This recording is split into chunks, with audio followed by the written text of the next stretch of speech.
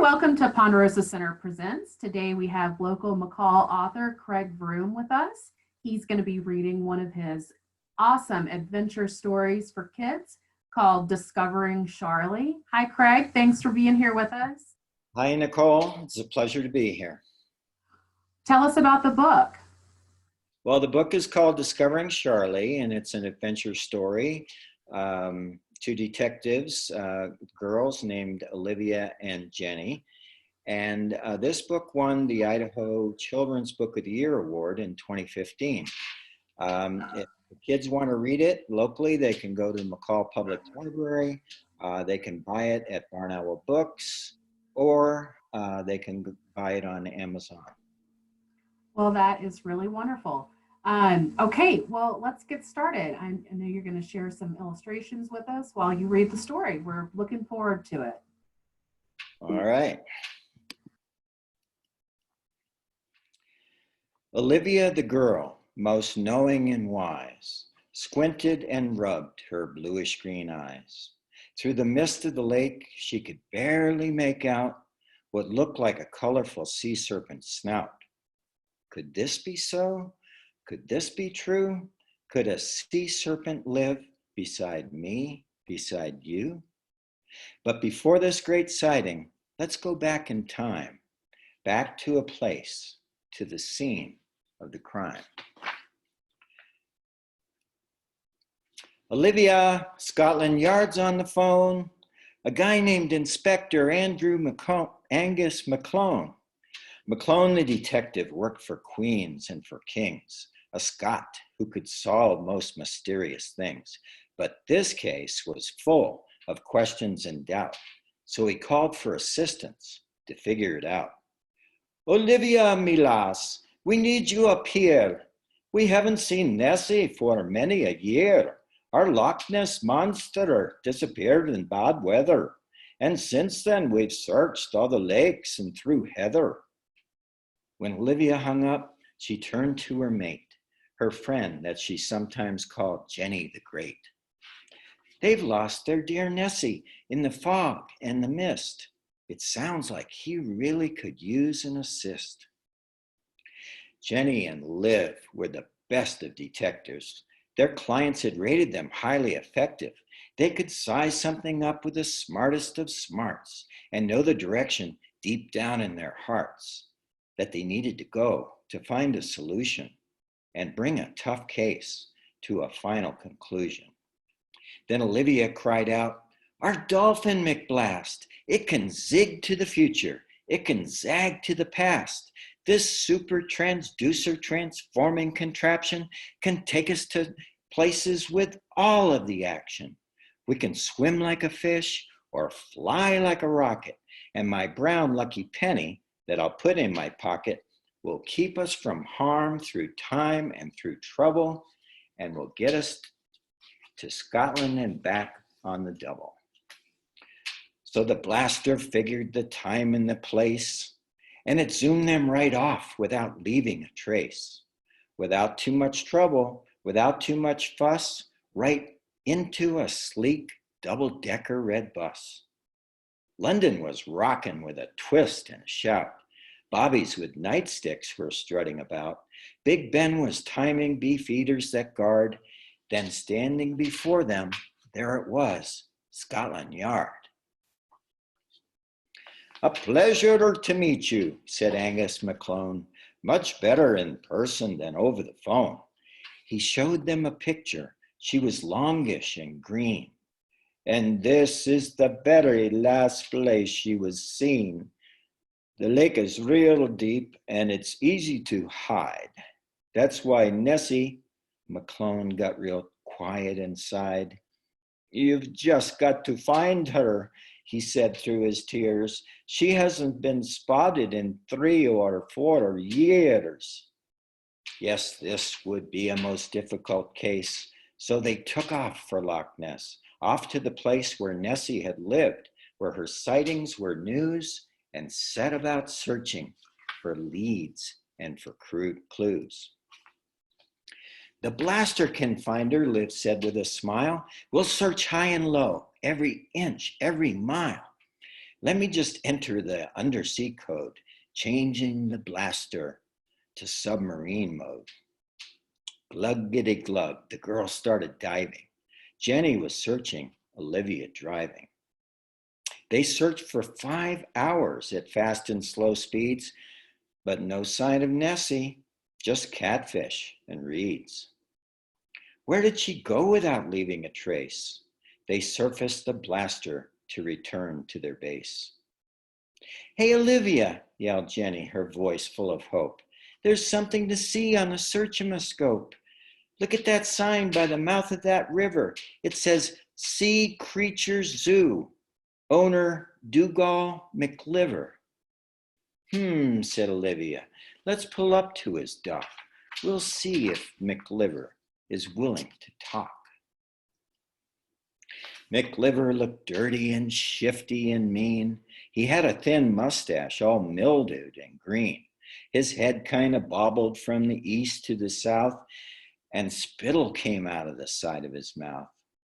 I've got big bluish whales and fast-flying fish, Aberdeen albacore who eat from a dish, Highlander herrings that really get messy, but I've never, not ever, had a creature named Nessie.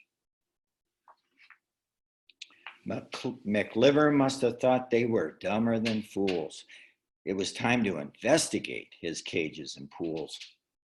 Thanks, Dougal, said Olivia. We'll be on our way. You and your creatures have a wonderful day.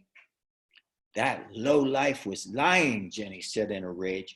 I'll bet he's got Nessie locked up in a cage.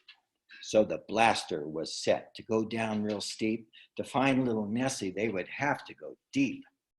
The blaster was quiet. All you heard was a swish, searching for places that might have big fish. Creepity creep, deepity deep. Soon they saw cages, and just up ahead was an outlander orca with kelp for a bed. We're looking for Nessie. Is she down in this jail? Sheila the orca began telling her tale. Nessie was kidnapped by Dougal McLiver. He's a really bad man, she said with a shiver. He kept her locked up, kept her quiet and hid her, was selling her off to the most highest bidder. So she cut through her cage with her teeth. She was brave and disappeared into that brownish green cave.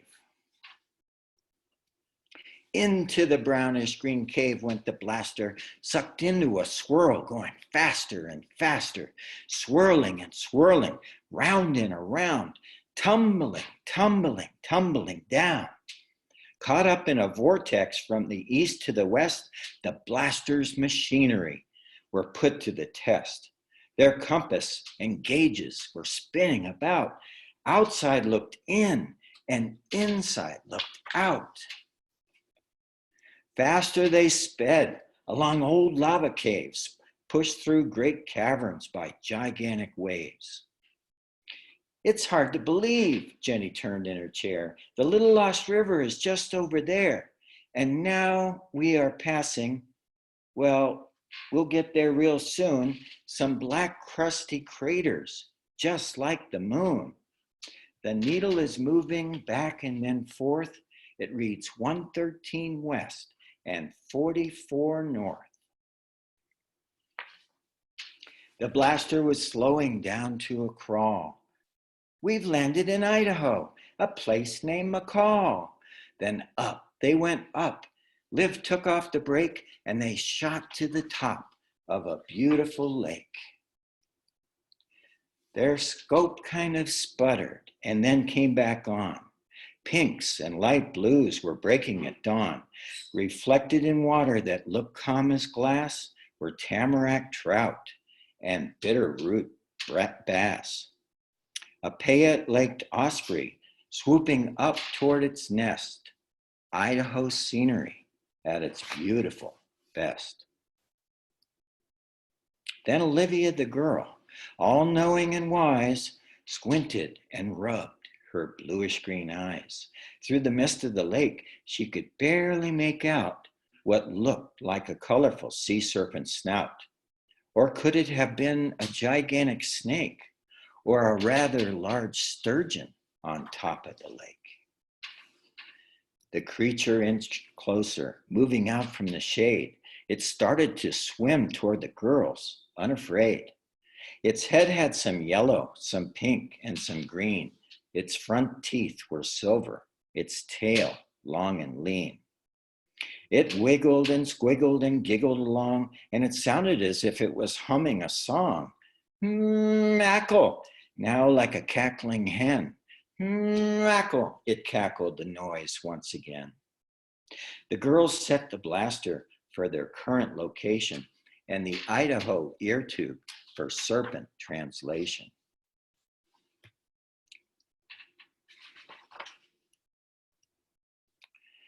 I'm Sharlie. I'm Sharlie, it gurgled. I live in McCall. My mother's the most famous serpent of all. We once lived in Scotland, a place called Loch Ness, back in an era, a time more or less, when we serpents were plentiful, roaming the seas, and just having fun in the sun, if you please. But then came the Ice Age, wiping most of us out. The few of us left were just drifting about till the underground rivers and their vortex and wake brought us right here to this luminous lake. We love it right here, my mother and I, frolicking under the Idaho sky. My mom would get lonesome for her Auntie McFlo, so she'd swim back to Scotland every 10 years or so, till that scoundrel McLiver and his nasty old crew trapped her and caged her in that horrible zoo. You know the rest. She escaped back to stay. And here's where we'll live, and here's where we'll play. Some children will see us. We'll sometimes appear, especially if they believe that we're here. As for McClone, don't tell him you know, and Nessie and I will stay safe down below. Don't worry, said Olivia, your wish will come true. You serpents will never be caged in a zoo. It's our little secret for Jenny and me, keeping you safe for all children to see. So the next time you go to the lake, clear and blue, keep your eye out for Sharlie. She's got her eye out for you. And that's Discovering Sharlie.